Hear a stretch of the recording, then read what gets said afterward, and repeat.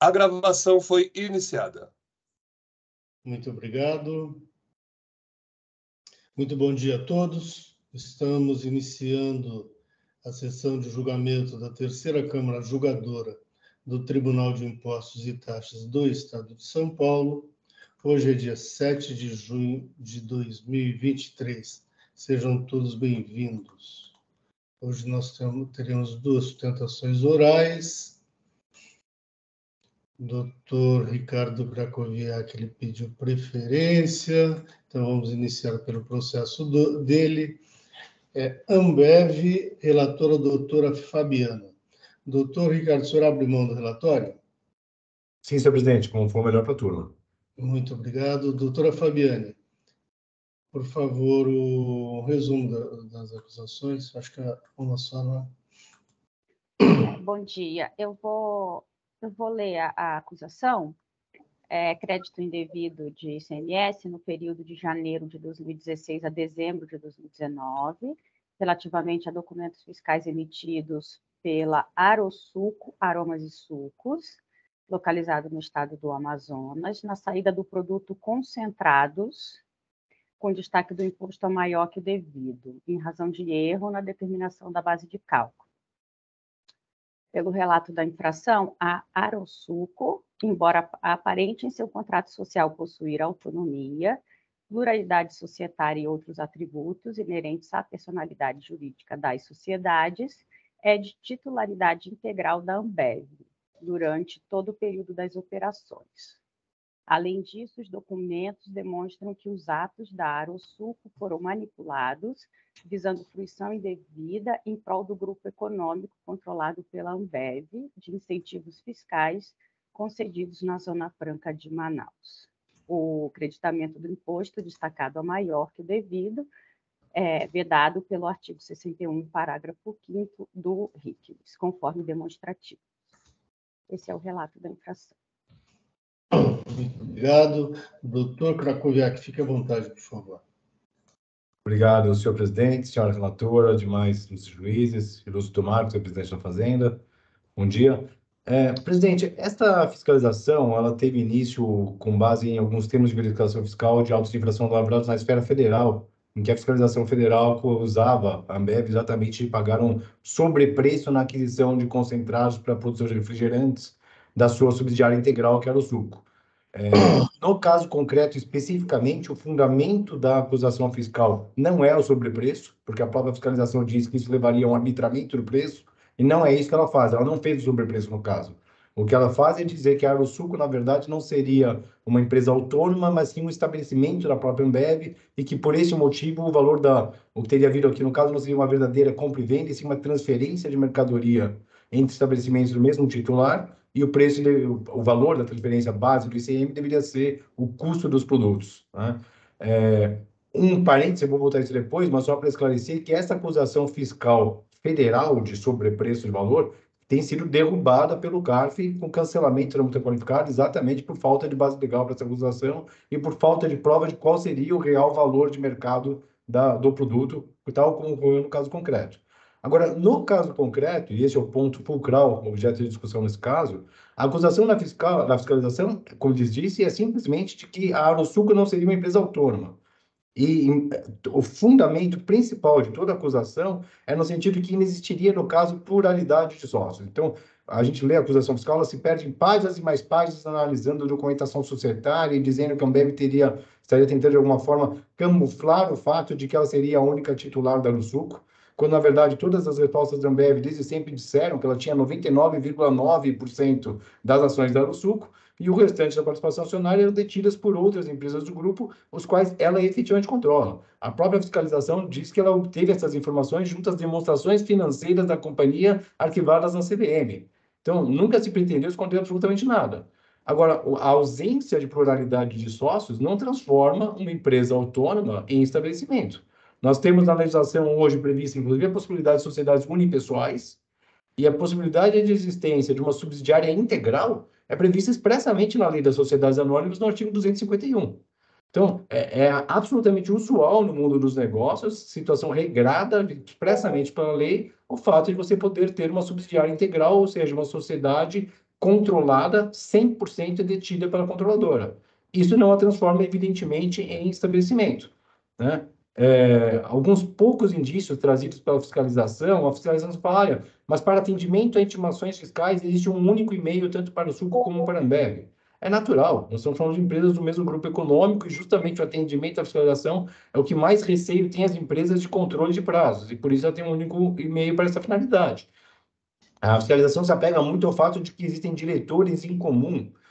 Existe uma norma do pronunciamento 05, do Comitê de Pronunciamentos Contábeis, o CPC 05, fala expressamente que não são partes relacionadas duas entidades simplesmente por terem administrador ou outro membro do pessoal-chave da administração em comum. E nós trouxemos, com a impugnação em recurso, exemplos de empresas como Bradesco, Itaú, CSN, CPFL. Todas essas empresas têm várias subsidiárias integrais, ou controladas, ou coligadas, muitas vezes com diretores em comum. Isso é absolutamente usual no mercado, no mundo dos negócios, e não transforma uma subsidiária em estabelecimento. Diz a fiscalização também que, em alguns casos, havia um encontro de contas entre as empresas com relação a créditos e débitos a serem feitos. Isso é uma situação regrada expressamente pelo Código Civil, inclusive. Se eu tenho um crédito contra uma empresa e eu devo um valor a ela, é normal eu liquidar isso mediante compensação. Isso é absolutamente usual, previsto e regrado, né? E, por fim, a fiscalização faz referência a um processo trabalhista em que o autor da ação trabalhista entra com a ação contra a Arosuco e coloca Arosuco, Aromas e Sucos Limitada, entre parênteses Ambev. Na esfera trabalhista, isso é absolutamente usual, porque não há dúvida que se trata do mesmo grupo econômico. Mas nada disso transforma uma sociedade autônoma em estabelecimento. E eu tenho até resposta da consulta, número 5077, de 2015, dizendo expressamente o entendimento do Fisco Paulista sempre foi este, que um estabelecimento só é estabelecimento se faz parte do mesmo CNPJ, senão tem empresas autônomas. E aí nós chegamos, então, senhor presidente, senhor relator, na decisão de primeira instância, que corrobora tudo o que foi dito na impugnação, porque a decisão de primeira instância, nos seus itens 4 a 6, ela diz com todas as letras, eu me permito ler. No item 4, ela fala, no presente auto-infração, a emitente dos documentos fiscais não foi considerada como nula ou inexistente, tanto que foi aceito o crédito proporcional no limite do custo. Então, se ela fosse inexistente, não teria crédito nenhum, seria glosa integral. Da mesma forma, não foi adotado o incidente de desconsideração da personalidade jurídica. E, por fim, fala, tampouco foi questionada a forma e regularidade da constituição da emitente. Apenas foi identificado que ambas as partes da relação comercial possuem titular comum. Então, a delegacia de primeira instância, julgadora no caso, reconhece expressamente que existe autonomia, que aquela pessoa jurídica existe, mas diz, mas de qualquer modo, como elas têm um titular comum, e aí a peculiaridade no caso, ela assume como titular comum o controlador comum, porque são coisas totalmente distintas. Então, partindo da premissa que, embora empresas distintas, o controlador é comum, entende que o que haveria aqui no caso seria uma transferência de mercadorias e de estabelecimentos no mesmo titular. O que com a máxima vênia não faz sentido nenhum. Imagine que o Estado de São Paulo iria aceitar que na transferência de mercadoria por compra e venda de uma controlada para a sua controladora, não houvesse, por exemplo, incidência de ICMS, porque é mera transferência entre estabelecimentos do mesmo titular. Não é essa a situação. Prova disso é que eu tenho diversos dispositivos do próprio regulamento do ICM, o artigo 19 do regulamento do ICM, que trata claramente que o que se clarifica como estabelecimento. É a filial, a sucursal, a agência, depósito, fábrica ou outro, mas sempre do mesmo titular, nunca de titulares distintos. Nós temos, inclusive, previsões expressas, quando o legislador paulista quis estender o tratamento de filial a uma empresa interdependente, ele faz expressamente. É o que eu tenho no artigo 37 do regulamento. Ele diz, quando o frete for cobrado por estabelecimento pertencente ao mesmo titular ou por outro estabelecimento de empresa com que aquele mantiver relação de interdependência, e aí ele dá a qualificação. Todo o regramento nosso sempre trata o estabelecimento do mesmo titular com o estabelecimento de uma mesma pessoa jurídica, o mesmo CNPJ. Jamais com empresas distintas. Empresas distintas, o que pode haver é interdependência, e para eu estender o tratamento de uma filial a uma situação de interdependência, aí eu preciso, sim, de previsão legal expressa. E se me permite, senhor presidente, eu refiro aqui mais outras duas soluções de consulta que estão citadas no recurso, a 4811 de 15, a 23723 de 2021, todas elas dizendo exatamente isso. Uma delas é uma situação em que o contribuinte pretendia estender a previsão do parágrafo 3º do artigo 38 do regulamento numa situação de pessoas jurídicas distintas. E vem a resposta da fiscalização e fala com todas as letras, olha, esse parágrafo só se aplica quando se trata de estabelecimento pertencente ao mesmo titular, estabelecimentos pertencentes ao mesmo contribuinte, isto é, em termos práticos e operacionais, restrita a operação entre estabelecimentos situados no Estado de São Paulo, inscritos no CNPJ sob o mesmo número básico. Não se trata desse mesmo. Uma outra previsão na 23723 dizendo isso. Essa previsão específica é restrita para a operação de transferência, assim considerada aquela de estabelecimento do mesmo contribuinte, mesmo CNPJ base. Então, não tem dúvida nenhuma que no caso concreto não é disso que nós estamos tratando. Uma subsidiária integral é uma pessoa jurídica distinta, autônoma, tanto que sujeita à incidência do ICMS, porque se tratasse de mera transferência de estabelecimento, sequer haveria destaque no imposto, de acordo com o que decidido pelo Supremo Tribunal Federal.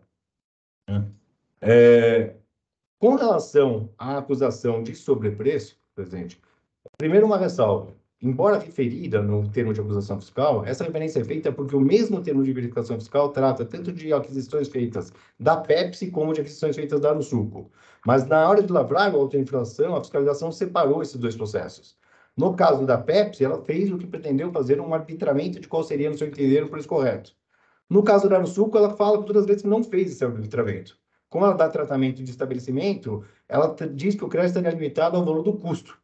E não sendo feito o arbitramento, esse argumento do sobrepreço acaba ficando prejudicado, porque a própria fiscalização reconhece que deveria ser feito.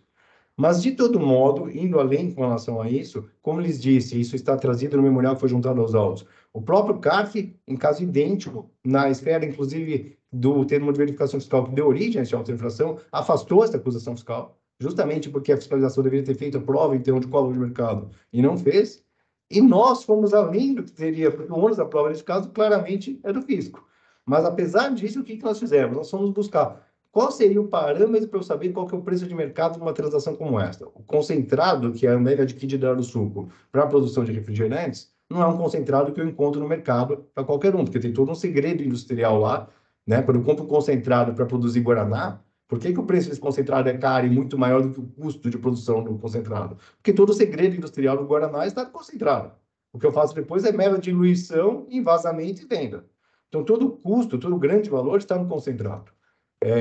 Agora, o que nós vamos fazer? Nós buscamos na legislação federal do preço de transferência um parâmetro objetivo previsto numa legislação que estabelece qual é o preço máximo que o fisco federal aceita como despesa dedutível quando eu faço aquisição de uma empresa ligada situada no exterior. E aí o que se concluiu, e a Deloitte juntou os autos no trabalho, dizendo, olha, se a Arosuco fosse uma empresa sediada no exterior e você fosse adquirir esses insumos dela, a quase totalidade, 99,5% do preço pago estaria dentro do parâmetro do preço de referência. A delegacia de primeira instância faz uma crítica a esse trabalho, dizendo que não cabe a aplicação de analogia, artigo 108 do CTN, e que o preço de preferência aqui teria sido apurado a partir dos preços de venda da própria Ambev. Só para esclarecer, e já indo para o final, senhor presidente, não se trata aqui de analogia, ninguém está querendo qualificar, aplicar os efeitos tributários de uma determinada prática com base em analogia. O que se tem aquilo que o fiscal deveria ter feito e não fez, é buscar um parâmetro para a aferição de qual seria o preço de mercado. O melhor parâmetro que encontramos foi exatamente a previsão muito bem disciplinada da legislação federal.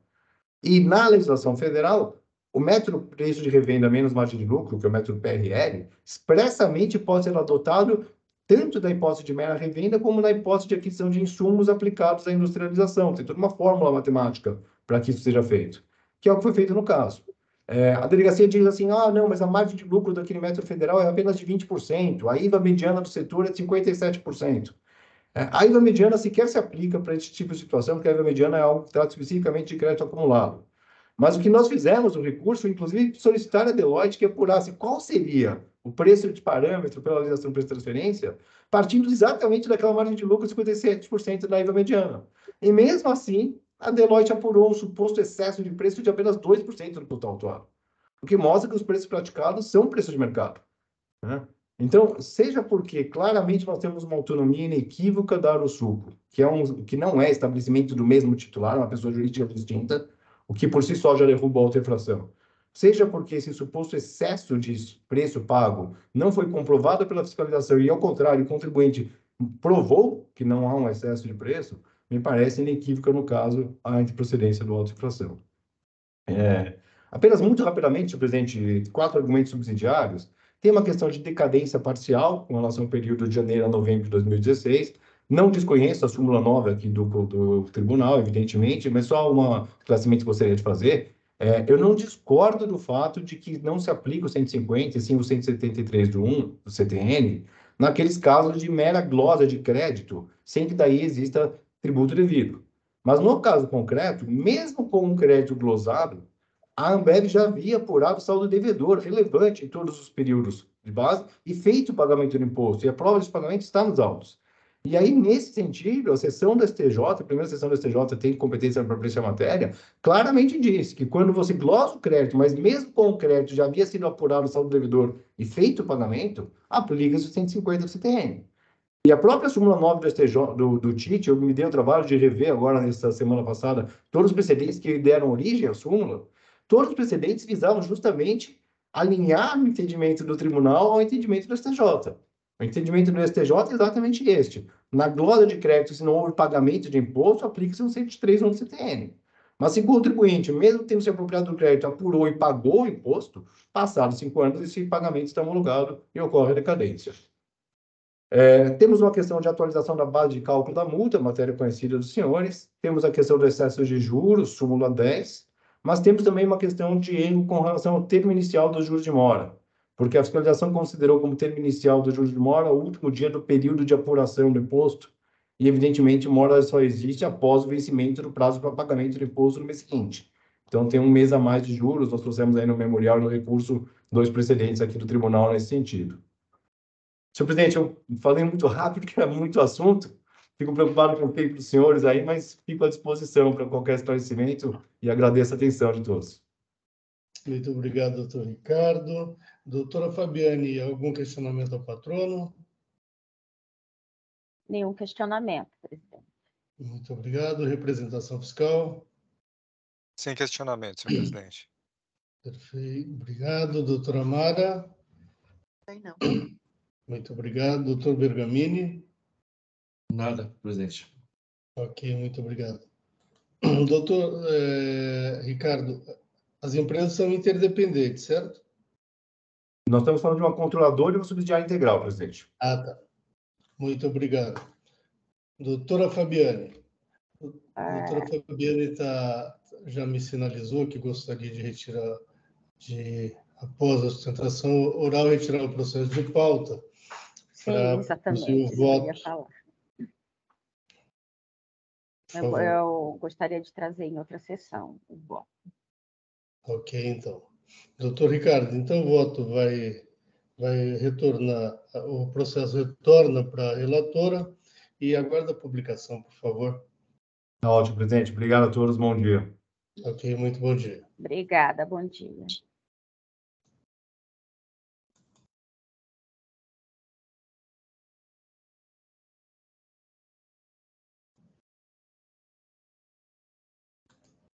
Processo devolvido para o relator. Nós temos mais uma sustentação oral, que é o urânio. Doutor Heitor nos ouve. Doutor Heitor. O Hélio. Bom dia, presidente. Consigo Ele ouvir, sim. Estou acompanhando aqui. Ok, muito bom dia, doutor. Bom dia. Desculpa, Delmar, eu não ouvi qual é o processo. Urânio. Urânio, tá. É um pedido de retificação de julgado. Eu já vou registrar a sustentação oral.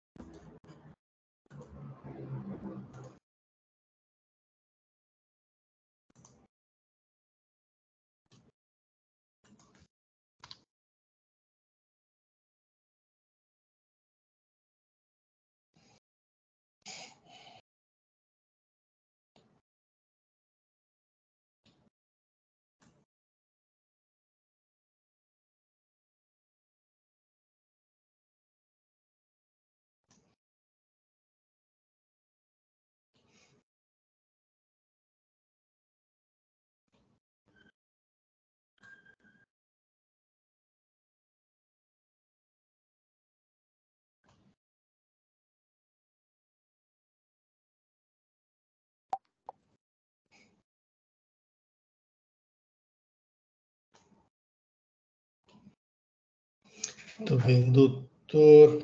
Heitor, só um minuto. Está lento hoje, viu? Para variar.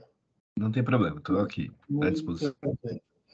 São duas acusações. Aqui é um pedido de retificação de julgado contra uma decisão antiga da 12ª Câmara de 2021. Aí mudou o mandato, encerrou aquele mandato e o processo foi redistribuído para mim.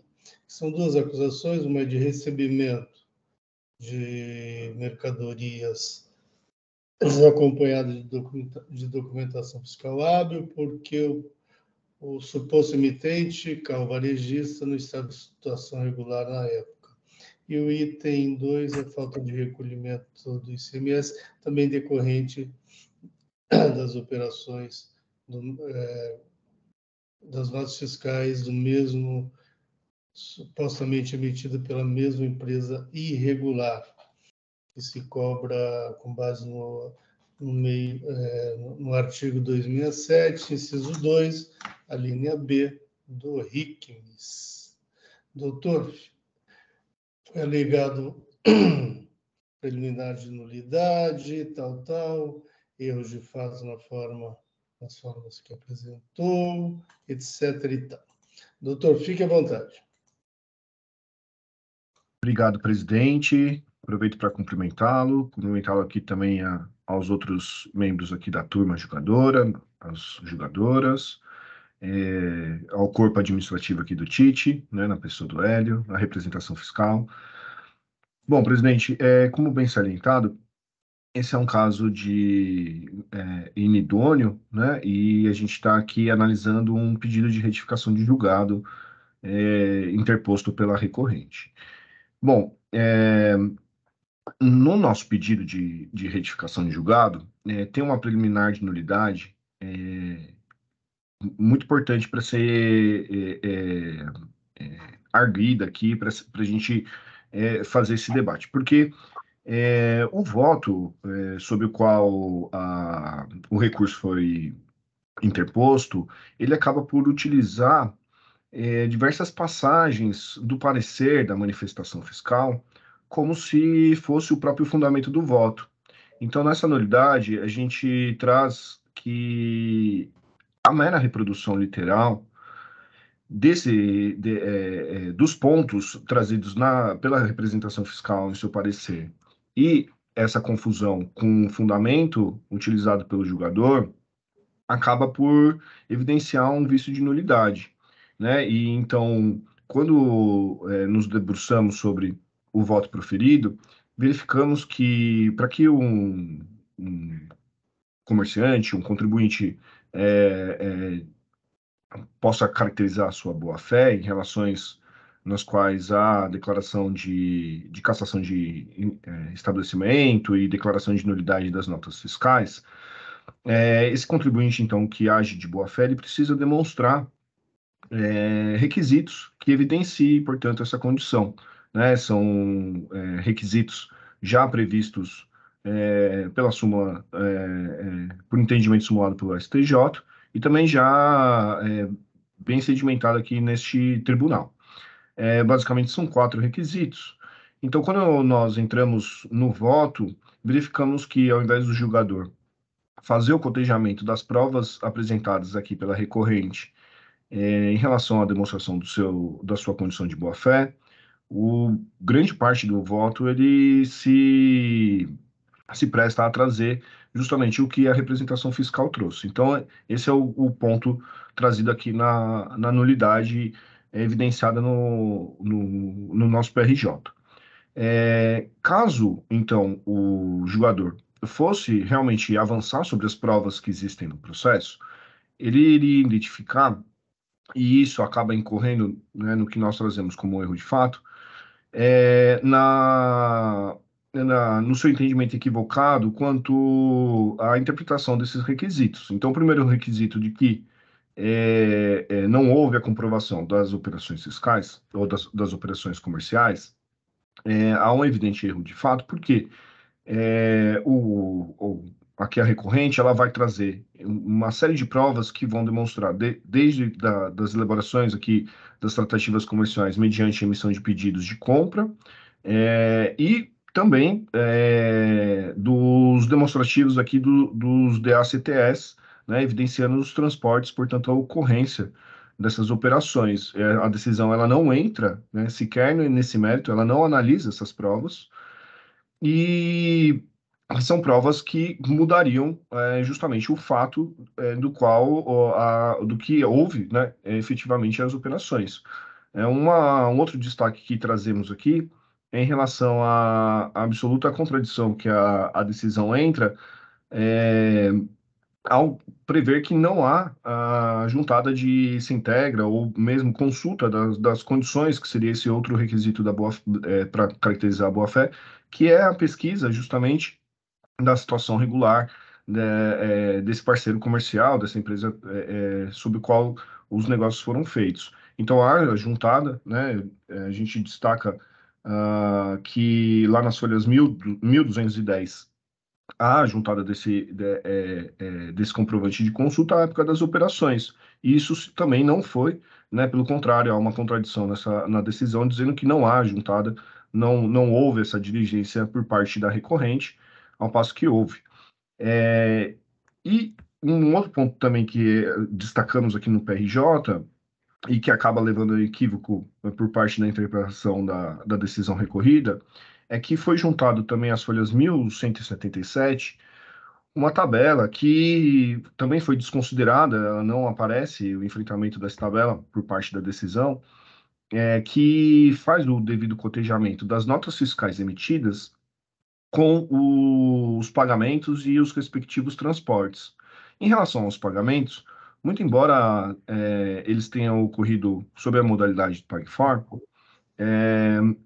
há um extrato bancário obtido diretamente do Banco Bradesco, também evidenciando, né, reforçando a realização dos pagamentos. Então, um outro, né, que seria então o último erro de fato que a decisão acaba incorrendo, dizendo que não há como saber se houve ou não a ocorrência dos pagamentos, isso acaba gerando uma falsa percepção sobre a realidade de que os pagamentos de fato ocorreram e que eles estão não somente evidenciados pelos comprovantes PagFor juntados, mas também pelos respectivos extratos bancários. E essa tabela ela foi feita para todas as operações e simplesmente ela foi totalmente desconsiderada pela decisão recorrida. Então, esses seriam os pontos aqui de destaque, né, que gostaria de trazer. E eu fico aqui à disposição, agradeço também a atenção. Ok, muito obrigado, doutor Heitor. Eu sou relator, eu não tenho questionamentos. Doutor Amaro, algum questionamento? Nenhum. Nenhum, muito obrigado. Doutora Fabiane? Sem questionamento, presidente. Muito obrigado. Representação fiscal, doutor Marcos? Sem questionamento, senhor presidente. Muito obrigado. Doutor Bergamini? Nada a acrescentar. Ok, passo ao voto.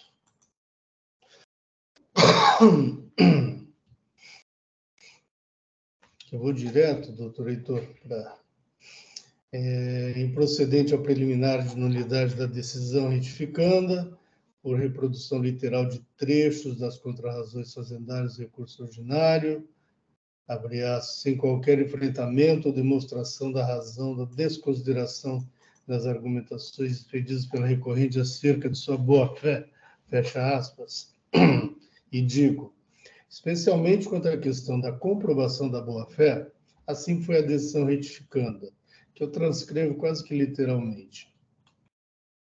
E já, doutor Heitor, eu já adiantei para os membros da Câmara o meu voto, então já é de conhecimento, então eu vou me permitir não ler ele na íntegra, você vai poder acompanhar na publicação, que deve sair rápido.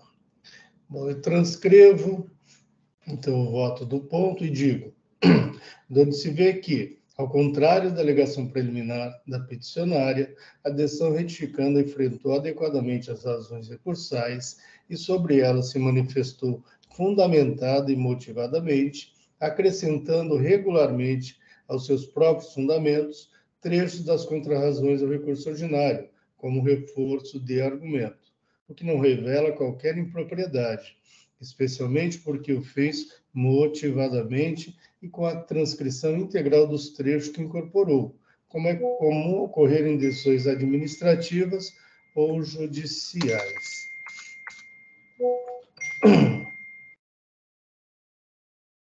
Indo adiante, no que tratou como do direito, a peticionária alega em síntese a ocorrência de erro de fato em relação à boa-fé da recorrente, a qual teria sido comprovada e que deveria ter sido aplicada à construção referido-se ao item 2 do AI. Aí transcrevo o artigo 15 da Lei 13.457 de 2009, que fala exatamente do pedido de retificação de julgado. E destaco onde diz que a decisão de qualquer instância administrativa que contiver erro de fato será passível de retificação. Aí o parágrafo primeiro fala qual a demonstração precisa do erro de fato apontado, entre outros.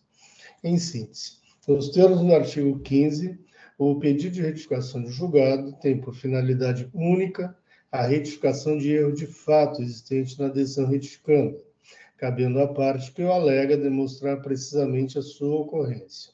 Logo, não se presta tal pedido a resolver questões outras, dado que seu objeto é restrito à retificação de erro de fato única e tão somente. Segundo a recorrente, abre aspas, incorreu a respeitável decisão recorrida em erro de fato ao sedimentar que a recorrente não demonstrou sua boa-fé nas operações analisadas, fecha aspas, limitando-se a reiterar suas questões meritórias quanto à comprovação de sua boa-fé e já rejeitadas motivadamente pela decisão retificanda, revelando o mero inconformismo da peticionária autuada com a decisão que foi contrária aos seus interesses, com o que pretendeu ver reapreciadas e revaloradas as provas constantes dos autos, pretendendo com isso um segundo julgamento na mesma instância, para o que não se presta o presente pedido de retificação de julgado, o qual somente é cabível para corrigir a existência de erro de fato na decisão que se pretende retificar, desde que precisamente demonstrado pela parte que o alegar, e não para resolver mero inconformismo da parte em face de tal decisão. Nesse sentido, também foi a decisão da Câmara Superior, de relatoria do saudoso juiz Augusto Toscano, que eu transcrevo e digo, especificamente quanto ao item 2, em que a peticionária pede a aplicação da construção, não se colhe de suas razões sequer a alegação de ocorrência de erro de fato na decisão retificanda, e menos ainda a sua comprovação, resultando em mero inconformismo da peticionária em fase da decisão ACO, para o que não se presta o pedido de retificação de julgado, conforme a fundamentação aqui adotada. Nesta linha, não se pode conhecer do pedido de retificação de julgado por não ser ele fundado em erro de fato na decisão retificanda, mas em mero inconformismo da peticionária autuada.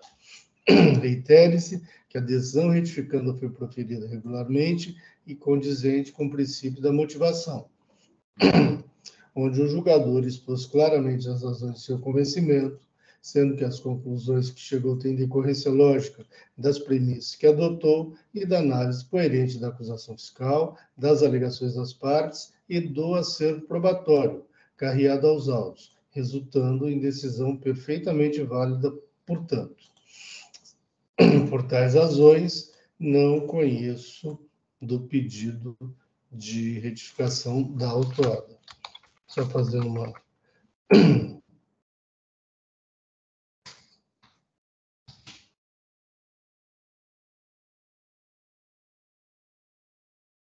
Em discussão, doutora Mara. Acompanho. Muito obrigado. Doutora Fabiane. Eu acompanho. Muito obrigado. Representação fiscal.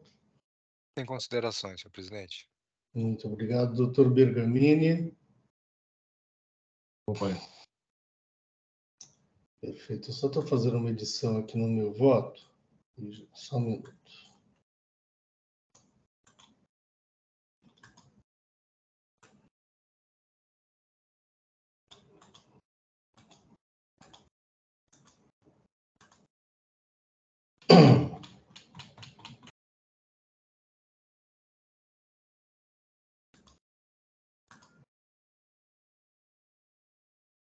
Muito bem. Quórum.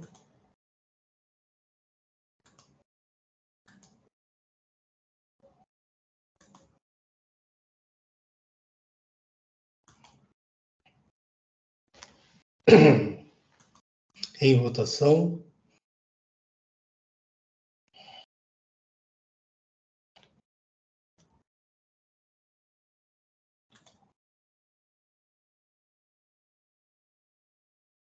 Encerrando a votação. Encerrando o julgamento. Doutor Heitor, então, em decisão unânime, foi não se conheceu do pedido de retificação de julgado. Muito obrigado. Tenha um bom dia. Perfeito, presidente. Obrigado pela atenção. Bom dia aí a todos e a todas. E bom feriado também, né? Igualmente. Obrigada, bom dia.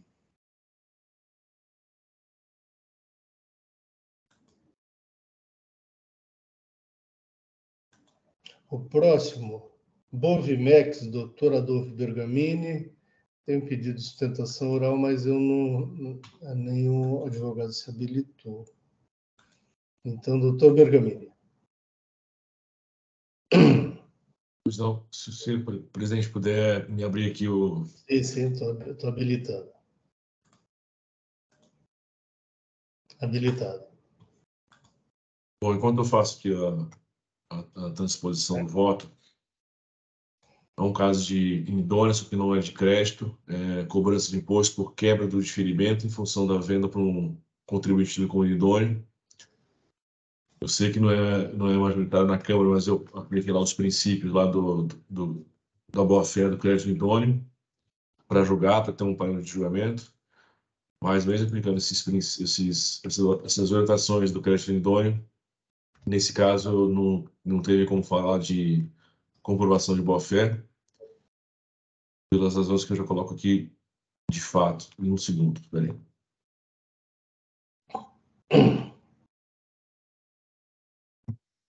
Então, depois da questão toda de teórica, né? Então, caso concreto. A declaração de individualidade do fornecedor, Luiz Cláudio Silva Comércio, etc., retroagiu a data da constituição do estabelecimento. Ela apresentou consulta Sintegra, no tocante à negociação, ela disse que era representada por uma outra empresa de intermediação e não tem nenhuma assinatura nos contratos acerca das operações comerciais.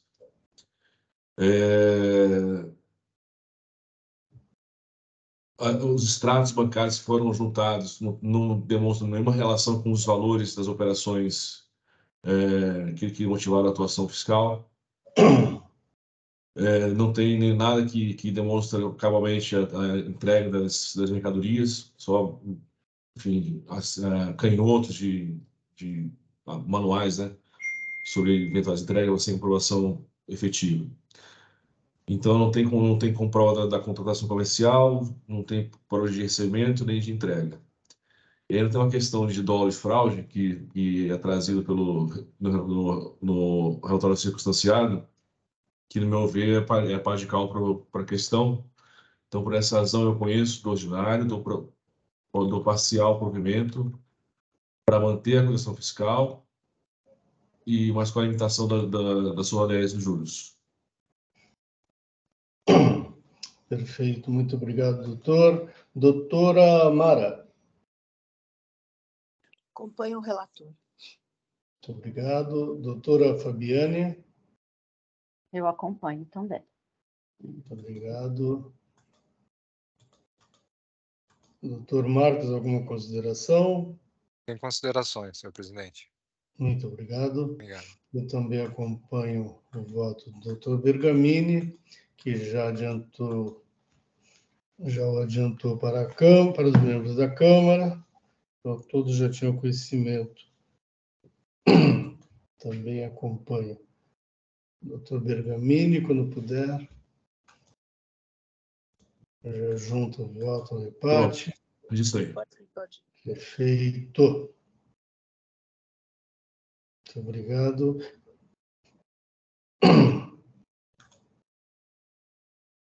Quórum.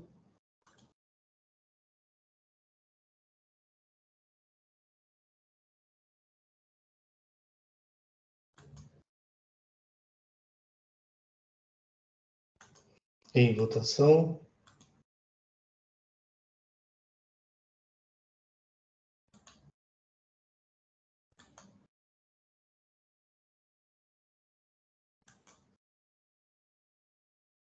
Vilmar não apareceu. Agora apareceu, porque apareceu uma mensagem para esperar.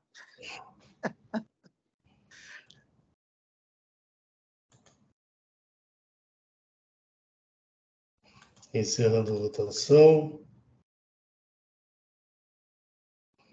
Encerrando o julgamento.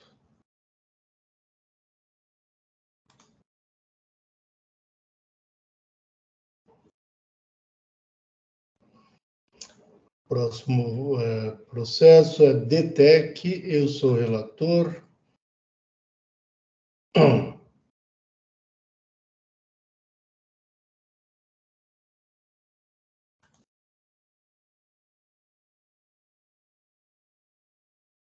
Aqui eu estou convertendo o julgamento em diligência, conforme eu já adiantei para vocês.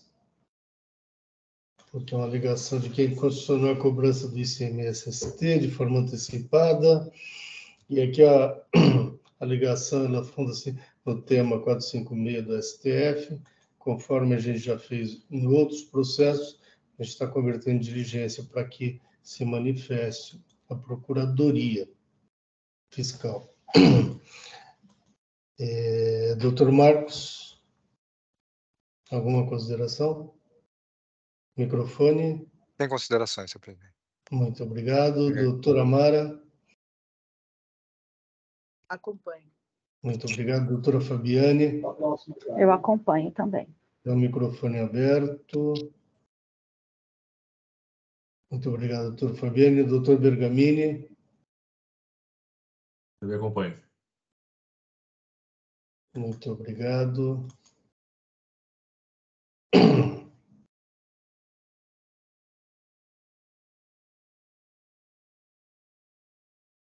Quórum. Só que está travado aqui.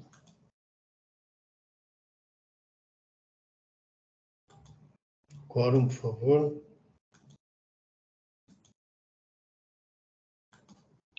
Ainda não veio aqui. Deve estar lenta, dona Larga.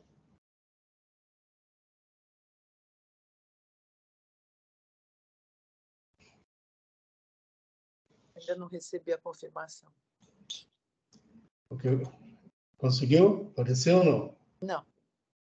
Dá um refresh, viu? Eu vou dar uma refrescada aqui. Agora apareceu.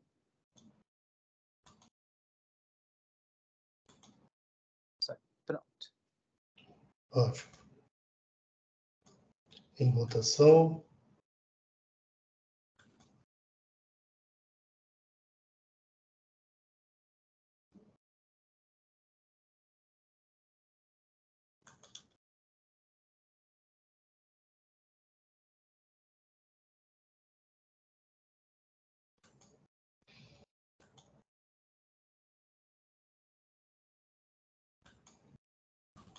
Fabiane D.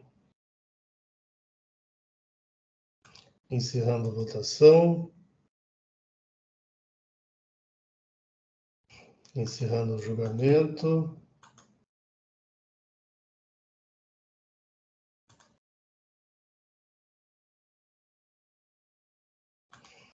Próximo processo é um recurso de ofício, SK Fabricação e Comércio.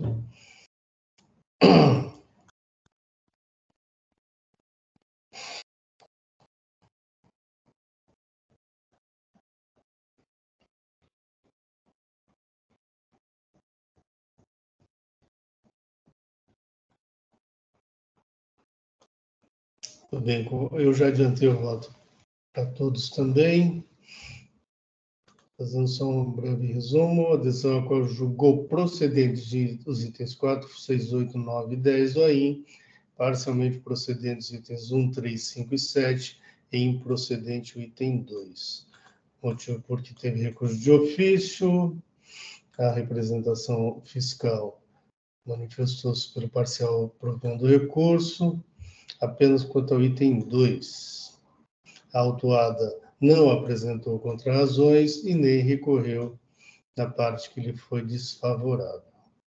Então, em relação aos itens 1, 3, 5 e 7 do AIM, não há controvérsia dirimida, então fica mantida a decisão ACO.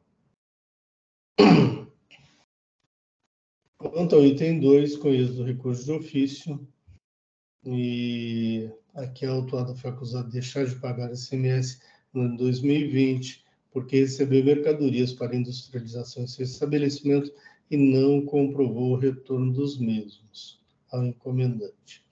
Transcrevo a decisão ACO no ponto e digo, merece reforma de decisão ACO.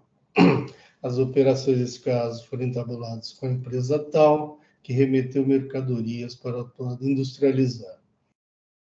Segundo alegou a autuada em sua defesa, o remetente, a Fuchs Gewürz, errou no valor unitário das mercadorias, fazendo constar como valor unitário 1.608, quando o correto seria R$ 1,608. E aí, nisso resultou mercadoria no valor de 3.618, quando o correto seria 3.618, segundo disse a autuada. Em razão disso, a autuada teria solicitado a Fuchs Gewürz, através do e-mail de Florestal, o cancelamento da referida nota fiscal, que é a final 296, e a emissão de outra em substituição, o que levou a Fuchs a emitir outras duas notas, em 24 de nove de 2020, ambas relacionadas à autuada. A nota fiscal de entrada, número 7619, como se fosse de retorno das mercadorias não industrializadas, constando o valor unitário de 1.608. E a nota fiscal de saída, a Fuchs emitiu depois uma nota fiscal de saída, de número 164568, como se fosse de remessa para industrialização, constando o valor unitário de R$ 1,61. Com isso, a nota fiscal 7619, de entrada, emitida pela Fuchs, anularia os efeitos da sua anterior nota fiscal número 164296. E, de sua vez, a nota fiscal de saída, também emitida, número 164568, também emitida pela Fuchs, apresentaria o valor correto das mercadorias enviadas para a industrialização pelo estabelecimento autuado. Ocorre que, se efetivamente houve o alegado erro no valor das mercadorias, constantes da nota fiscal 164296, caberia à autuada conduzir-se em conformidade com a legislação de regência para saná-lo, como, por exemplo, recusar receber as mercadorias, ou, havendo dúvida como proceder após ter recebido as mercadorias, buscar o auxílio de seu posto fiscal subordinante ou ainda realizar uma consulta tributária, o que a autuada sequer alegou ter feito. A forma criativa utilizada pela autuada e a remetente das mercadorias para resolver o alegado problema de valores não encontra amparo na legislação tributária paulista. Ao que parece, a autuada e a remetente das mercadorias buscaram simular que houve recusa de recebimento das mercadorias por parte da autuada, o que justificaria a emissão da nota fiscal de entrada número 7619 pelo estabelecimento remetente, e, consequentemente, a emissão da nota fiscal 164568, de saída.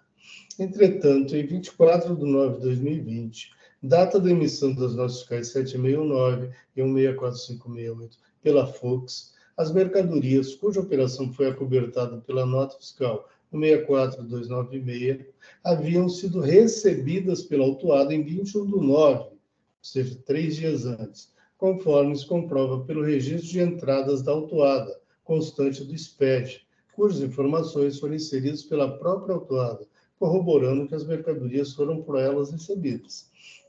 Ou seja, a autuada ela recebeu a mercadoria e registrou no seu livro registro de entrada, no dia 21 de nove. Também o e-mail da autuada, de 24 de nove, de folha número 235, presta-se a provar que as mercadorias foram por elas recebidas em data anterior a 24 de nove, porque assim consta do e-mail. Transcrevo que falando que emitiram a nota de saída das mercadorias no dia 23 de nove. Ou seja, ela recebeu, registrou seu registro de entradas, depois emitiu a nota fiscal de retorno da mercadoria, alega que emitiu, e aí ela pede para cancelar a nota anterior com valor supostamente errado, para ela poder entregar. Enfim. Então, se vê que a própria autuada admite que, em 23 de nove, emitiu sua nota fiscal de saída das mercadorias do seu estabelecimento, o que pressupõe a anterior entrada das mercadorias do estabelecimento da autuada, acobertadas pela nota fiscal 64296.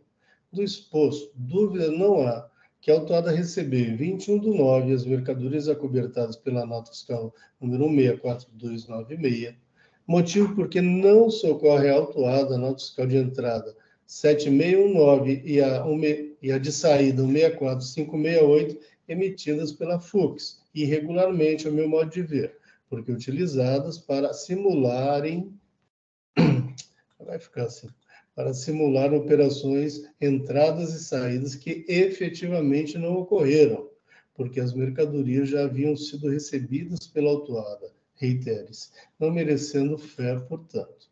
Nesse sentido, tem como comprovado nos autos que a autuada recebeu as mercadorias acobertadas pela nota fiscal 64296, assim como está comprovado que a autuada escriturou a referida nota fiscal em seu registro de entradas, o que contraria a falsa alegação da autuada em sua defesa, no sentido de que, abre aspas, não existe sequer a entrada da nota fiscal 64296 no livro de entrada da impugnante. Ao verificar o erro próprio, o fornecedor emitiu a nota de retirada e corrigiu o valor unitário. Tá lá na folha, está registrado bonitinho. E digo, além de escriturar a nota fiscal 64296, a autuada também escriturou em seu registro de entrada a nota fiscal 64568, também emitida pela FUX, conforme se comprova a folha 35 dos autos, o que denota que houve a entrada das mercadorias nessas mencionadas também. Lá do outro, o registro de saída da autuada não há informação de que tenha ela promovido o retorno ao encomendante das mercadorias que recebeu para industrialização, acobertadas pelas notas fiscais 164296 e 164568. Notificada a apresentar o registro de controle de produção e estoque dos períodos, a autuada não os apresentou, conforme informou a autoridade fiscal, deixando de produzir provas que poderiam militar a seu favor, considerando que tal registro destina-se à escrituração, documentos, etc. e tal. Além disso, os registros de inventário da autuada dos exercícios 19 e 20 foram por ela enviados com valores zerados ao SPED, conforme se comprova as folhas tais, o que denota que a autuada promoveu a saída de todo o estoque de seu estabelecimento em tais exercícios, onde estariam inseridas as mercadorias por elas recebidas para industrialização, acobertadas pelas notas 164296 e 164568, emitidas pela FUX. Entretanto, como a autuada não comprovou nesses autos que emitiu a nota fiscal para cobertar o retorno das mercadorias que recebeu para industrializar, através das referidas notas fiscais, e considerando que os seus registros de inventário aparecem zerados ao final dos exercícios 19 e 20, o fisco, em relação às mercadorias recebidas para industrialização, apurou a diferença apontada no demonstrativo 2, nos termos autorizados pelo artigo 509 do RICMES, diferença essa que é considerada como decorrente de operação tributada, motivo por que promoveu regularmente a exigência do imposto sobre ela incidente, o que não merece reparo. Nesse sentido, reforma-se a adesão à CO para restabelecer a exigência fiscal formulada no item 2 do AIN exordial. Do exposto, conheço do recurso de ofício e dou-lhe parcialmente provimento para restabelecer a exigência fiscal formulada no item 2 do AIN e, no mais, manter a decisão ACO. É como voto, senhores, em discussão. Representação fiscal. De acordo, senhor presidente. Sem comentários. Muito obrigado. Vilmar, Oi. só uma pergunta. Você acha que é o caso de aplicação da portaria CAT 115? Porque a portaria CAT 115 tem uma disposição que, quando o contribuinte faz um procedimento errado para corrigir um erro, mas desde que esse procedimento não tenha causado ônus, vamos dizer assim, não tenha impactado em recolhimento de imposto, etc., que poderia ser aceito. Isso é justamente nos casos em que deveria ter sido, por exemplo, cancelada uma nota e não é cancelada, quando ele emite uma nota de entrada que não era nota de entrada que deveria emitir, era nota de devolução. Não seria esse o caso? Se ele tivesse alegado, poderia ter até analisado isso, mas não há essa alegação. Então, seria uma adesão extra-petita. Que houve, para mim, o que tem registrado no livro registro de entrada dele são as duas notas. Não tem a saída disso. Né? Tá.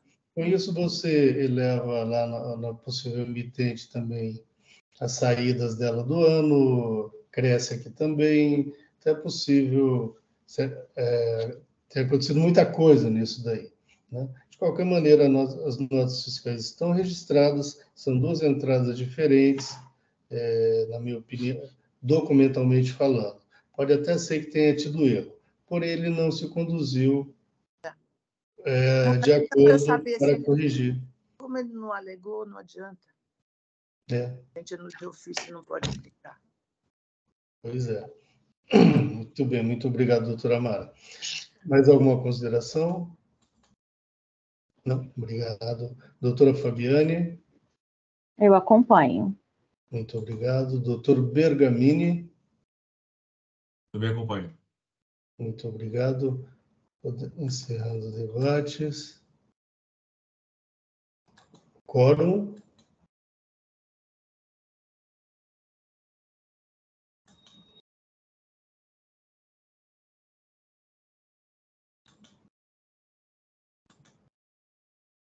Em votação.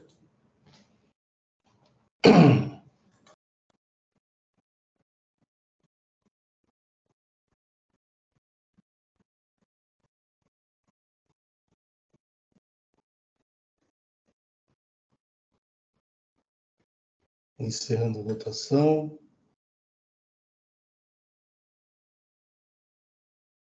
Encerrando o julgamento.